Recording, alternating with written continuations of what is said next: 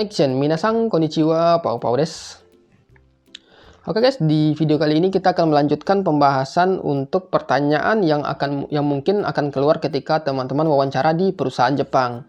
Nah, di video keempat ini kita akan ngebahas pertanyaan nomor 31 sampai 40. Jadi buat teman-teman yang belum tahu atau belum lihat video-video sebelumnya, teman-teman bisa cek video sebelumnya karena di situ ada beberapa pertanyaan yang mungkin saja akan keluar, dan gue sendiri pun juga menghadapi beberapa pertanyaan yang gue ketika wawancara waktu itu. Nah, dan beberapa pertanyaannya ada yang bisa dibilang cukup menarik ya. Nah, jadi sekarang kita langsung aja ngebahas untuk pertanyaan nomor 31.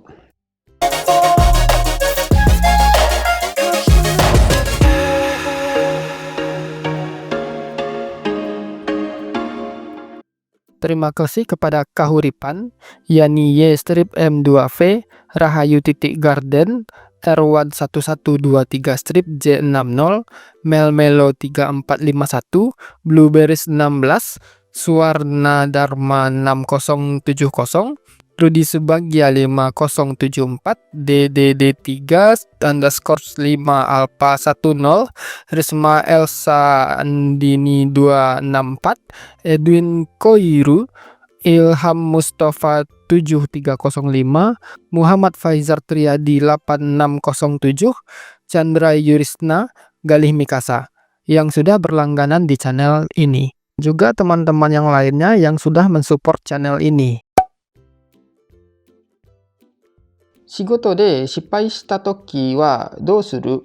Nah, kalau misalnya teman-teman itu gagal atau misalnya ada yang miss dalam pekerjaan, apa yang harus teman-teman lakukan? Nah, ini sebenarnya sesuatu hal yang wajar ya.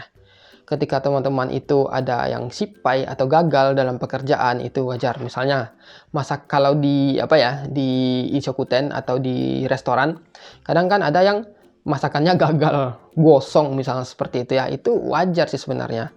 Nah, yang paling bisa teman-teman lakukan yaitu adalah tanyakan dulu ke senior teman-teman atau ke tencho teman-teman, tanyakan, ini masakannya gagal, do surebai desu ka? Ditanya seperti itu. Biasanya paling si tencho nyuruh, yari naoshi, seperti itu kan, suruh bikin ulang aja seperti itu. Ya udah, bilang sumimasen, yari naoshi mas. Udah, itu habis ya. Nggak ada yang harus kita lakukan, nggak ada yang bisa kita lakukan selain meminta saran dari tencho seperti itu. Tetapi kalau teman-temannya udah tencho, ya udah kita bilang, makanan yang gagal ini tidak bisa diberikan kepada tamu, jadi kita harus bikin yang baru seperti itu. Pertanyaan nomor 32. Nihongo wa kongo N2 enichi made benkyou suru yotei ka? Ya. Apakah ada rencana untuk belajar bahasa Jepang level N2 atau level N1 seperti itu? Ya, udah pasti jawabannya ada ya, seperti itu. Teman-teman udah pasti jawabannya ada. Arimas, ada rencana untuk meningkatkan kemampuan bahasa ke level N2 atau level N1. Ya, alasannya simpel, karena saya ingin meningkatkan kemampuan bahasa Jepang. Nihongo no ryoku o upshitai desu. Ya, simpel kan alasannya. Jadi ini pertanyaannya nggak penting sih sebenarnya. Tetapi beberapa pewawancara mempertanyakan ini juga, karena mungkin ada juga orang yang ya udah, gue kemampuan bahasanya segini-segini aja, nggak mau di-up lagi, ada seperti itu ya. Jadi mungkin ada beberapa pewawancara yang ingin melihat apakah ini orang masih berencana untuk meningkatkan kemampuan bahasanya atau tidak. Nah, jadi jawab aja iya seperti itu kan. Terlepas nanti apakah mau ngambil N2 atau N1, nanti aja seperti itu. Yang penting iya dulu. Oke, pertanyaan nomor 13. Kichinto horu no ryouhou ga arimasu ga dochi ka kibo tori ni ikanai baai wa dou suru? Nah, jadi gini, bagaimana sekiranya di restoran itu ada kitchen, dapur, ada hall, bagian pelayanan tamu, bagian service seperti itu ya. Di bagian mana yang teman-teman inginkan untuk bekerja? Kalau misalnya teman-teman itu keinginannya tidak bisa terpenuhi, apa yang harus teman-teman lakukan? Apa yang akan teman-teman lakukan? Nah, jadi gini, ada sebagian orang dia itu hanya ingin masuk di bagian dapur saja. Ada sebagian orang dia itu hanya ingin masuk di hall saja, bagian pelayanan saja. Itu ada. Tetapi bagi gue ya, kalau secara pribadi, ketika pertanyaan ini ditanyakan, ini ada ditanyakan ya. Ditanyakan, kamu mau masuk hall atau masuk kitchen? Ya gue sih sebenarnya yang mana aja oke, gue bilang gitu kan, saya mana aja nggak masalah. Tetapi kalau disuruh milih kamu mau masuk yang mana? Ya saya lebih suka di dapur, saya lebih suka masak, gue bilang gitu kan. Oh ya kebetulan kita butuh orang yang untuk di dapur, jadi kamu mungkin akan sering diletakkan dapur, dibilang gitu kan. Oh ya nggak apa-apa, bagus dong, seperti itu. Tetapi kadang si pewawancara nanya, kalau sesekali kamu diletakkan di hall gimana? Oh, nggak masalah, karena di hall saya juga bisa mempelajari hal baru. Kadang saya juga senang bertemu dengan tamu, saya senang berbicara dengan tamu, saya senang melakukan pelayanan. Sehingga ketika saya berkomunikasi dengan tamu, saya merasa senang. Seperti itu, gue bilang seperti itu. Ya, ini kan fakta, realistis seperti itu. Tetapi kalau sekiranya teman-teman nggak mau masuk, cuma mau masuk di satu bidang saja. Misalnya teman-teman itu maunya masuk di dapur saja, seperti itu. Terus ditanya oleh si pewawancara, kalau misalnya kamu nggak bisa masuk dapur dan kamu harus masuk hall gimana? Seperti itu. Nah, tentunya pertanyaan seperti itu harus teman-teman jawab. Ya, jawaban yang paling aman yaitu adalah, ya bagi saya tidak masalah ketika saya nggak bisa masuk dapur. Berarti saya memiliki kesempatan untuk mengembangkan diri di hall, seperti itu. Karena kan di hall itu banyak berkomunikasi dengan tamu, sehingga kemampuan bahasa saya mungkin akan meningkat ketika saya bekerja di hall, seperti itu. Sehingga kemampuan saya tidak hanya terjebak pada di dapur saja, tetapi di dapur dan di hall, seperti itu. Bisa ya teman-teman jawab seperti itu, atau silakan cari jawaban sendiri yang mana mungkin teman-teman merasa cocok. Atau kalau sekiranya teman-teman ngeyel, teman-teman nggak mau di hall, teman-teman maunya di dapur saja, seperti itu, bilang ke si perusahaan, kalau di hall gue nggak mau, saya nggak mau, seperti itu. Mungkin teman-teman punya alasan, tidak memiliki kepercayaan diri terhadap pelayanan, tidak memiliki kemampuan pelayanan yang bagus, tidak memiliki kemampuan bahasa yang bagus, sehingga teman-teman lebih memilih untuk bekerja di dapur saja, seperti itu ya. Karena di dapur teman-teman punya pengalaman misalnya, atau alasan yang lain. Karena saya ingin meningkatkan skill memasak saya ingin fokus di dapur dan tidak ingin bekerja di hall. Boleh, tolak saja seperti itu. Nanti kalau misalnya si perusahaan nggak mau, misalnya perusahaan itu menolak atau nggak setuju dengan keputusan teman-teman, nanti tinggal diputuskan aja apakah perusahaan ini cocok atau layak untuk teman-teman jadikan tempat bekerja atau tidak, seperti itu ya. Karena ada orang-orang yang dia maunya hall saja, di kitchen aja, seperti itu. Karena mereka kan punya tujuan masing-masing. Kalau gue mah hall oke, kitchen oke, seperti itu. Jadi kan chance-nya untuk diterima itu jadi jauh lebih besar. Pertanyaan selanjutnya. Naze uchi no kaisha ni hairitai to omoimasu ka? Nah, ini alasan lagi-lagi sama ya dengan pertanyaan-pertanyaan sebelumnya ya. Kenapa kamu ingin masuk ke perusahaan kami? Ya, silakan jelaskan sesuai dengan alasan teman-teman pribadi. Karena saya ingin bekerja di perusahaan baru, ingin mencari pengalaman di perusahaan baru. Karena saya tertarik dengan perusahaan ini karena profil perusahaan ini bagus, seperti itu. Atau saya ingin mencari pengalaman baru di perusahaan ini karena saya suka tantangan. Ya, macam-macam lah alasannya. Jadi teman-teman bisa pilih alasan yang terserah, yang mana yang bagus menurut teman-teman. Pertanyaan selanjutnya. Shorai no yotei mokuhyo. Sono mokuhyo o tassei suru tame ni nani o shimasu? Nah, jadi ini adalah pertanyaan tentang apa yang apakah kamu punya shorai atau punya cita-cita, punya tujuan, dan bagaimana cara kamu untuk mewujudkan tujuan atau cita-cita kamu tersebut. Nah, tentunya ini adalah alasan yang perlu teman-teman berikan dengan baik. Misalnya, apa shorai teman-teman? Apa cita-cita teman-teman? Cita-citanya misalnya mau jadi manajer perusahaan, mau jadi tencho, atau mungkin mau bikin usaha di Indonesia nanti, atau mau bikin usaha di Jepang, seperti itu. Atau apapun cita-cita atau shorai teman-teman, tentunya pasti ada. Nah, silakan teman-teman jelaskan kepada si pewawancara bagaimana cara mewujudkan shorai atau mokuhyo, tujuan teman-teman kepada perusahaan. Anggaplah yang paling gampangnya aja, yaitu adalah ingin menjadi tencho di restoran tersebut. Nah, cara mewujudkannya yaitu adalah dengan cepat beradaptasi terhadap lingkungan kerja perusahaan dan mempelajari banyak hal baru agar nanti ketika beradaptasi itu bisa teman-teman itu mudah dalam melakukan pekerjaan dan cepat naik karir jadi tencho, misalnya seperti itu ya. Atau mungkin teman-teman punya shorai yang lain, yaitu ingin membangun bisnis di Indonesia misalnya ya. Ya, teman-teman, bagaimana cara mewujudkannya?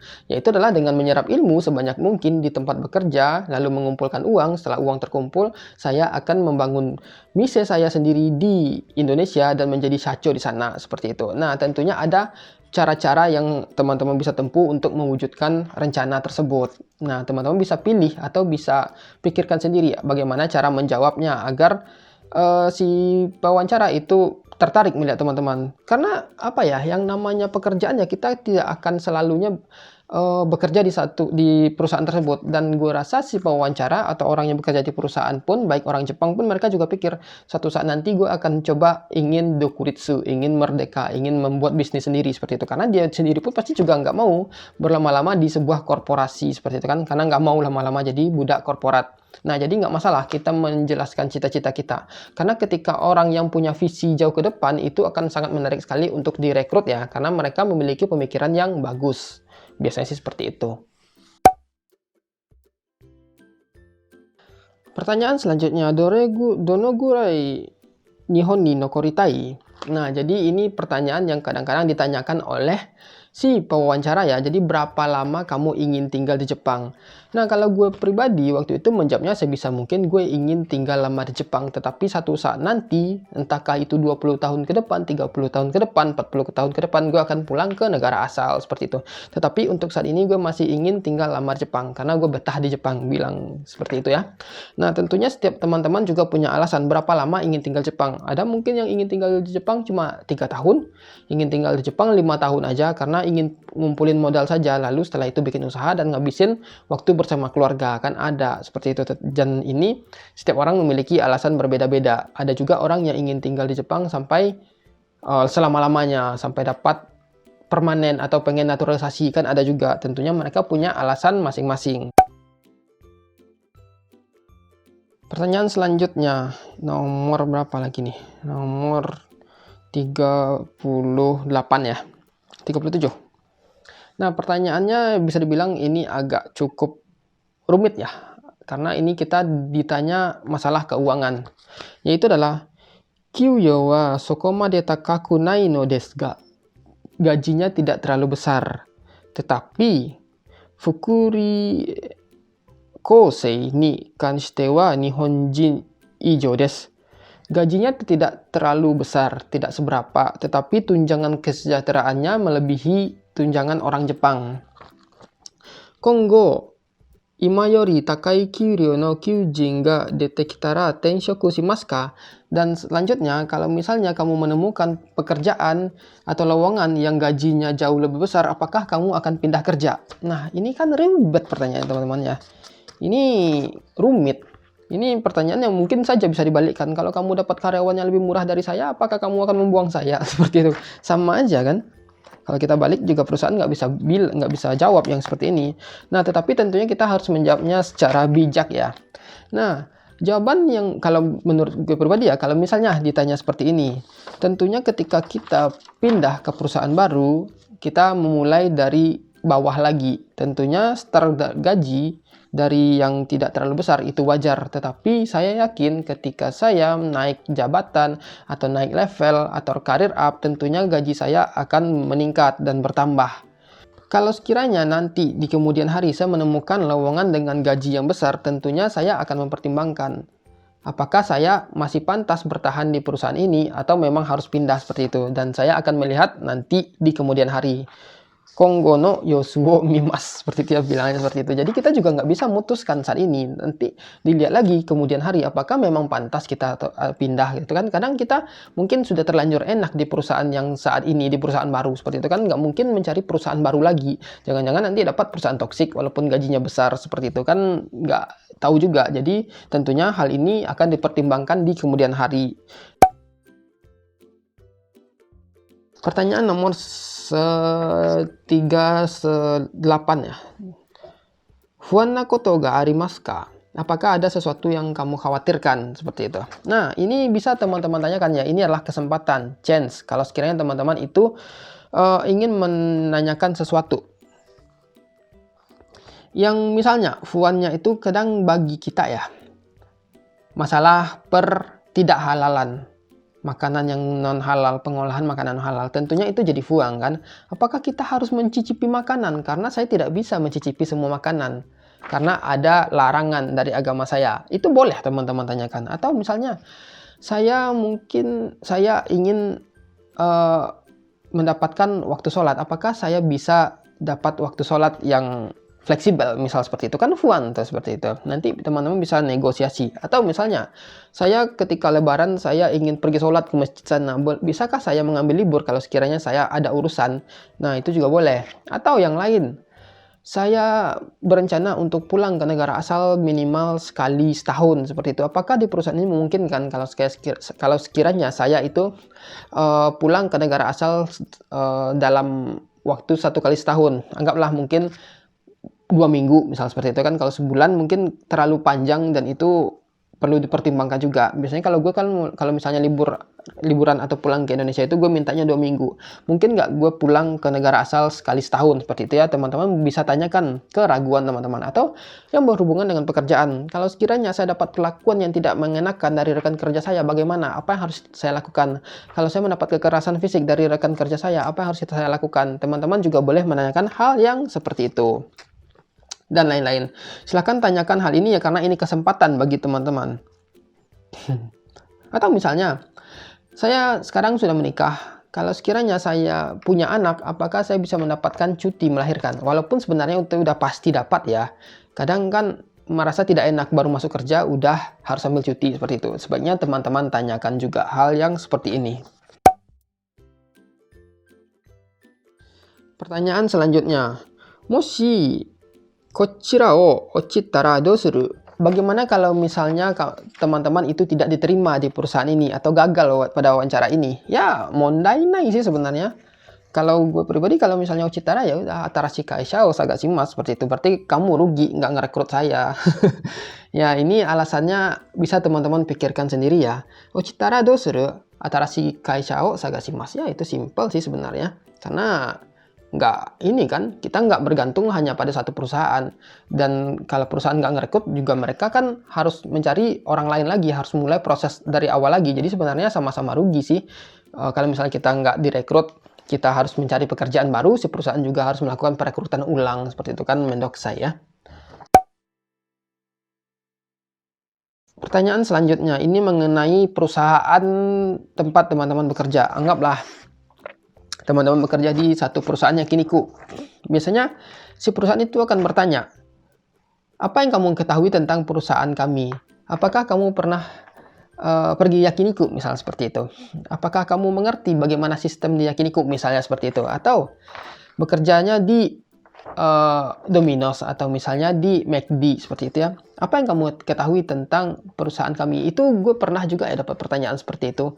Kamu tahu ini? Waktu itu gue wawancara di Mentai ya, Mentai, pengolahan makanan dulu, udah lama.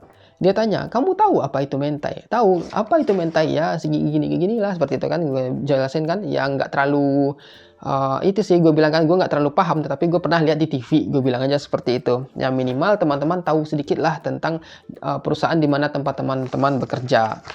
Nah, jadi lebih kurang seperti itu ya, 40 pertanyaan yang kemungkinan besar akan keluar ketika wawancara di Jepang. Jadi teman-teman silakan pahami pertanyaan-pertanyaan ini. Kalau sekiranya pertanyaan ini masih ada yang ragu atau kurang jelas, silahkan teman-teman tulis di komen. Gue akan coba jelaskan lagi dengan baik, agar teman-teman itu paham apa yang dimaksudkan di pertanyaan ini. Karena memang gue akui dari 40 pertanyaan ini memang banyak yang keluar ya ketika wawancara. Karena kan gue wawancaranya ada 3 kali tuh. Kebanyakan pertanyaannya mirip-mirip seperti itu. Nah, jadi kalau sekiranya teman-teman masih punya pertanyaan, silahkan tulis di komen. Gue bakal jawab sebisa mungkin, dan sampai ketemu di video berikutnya. Cut.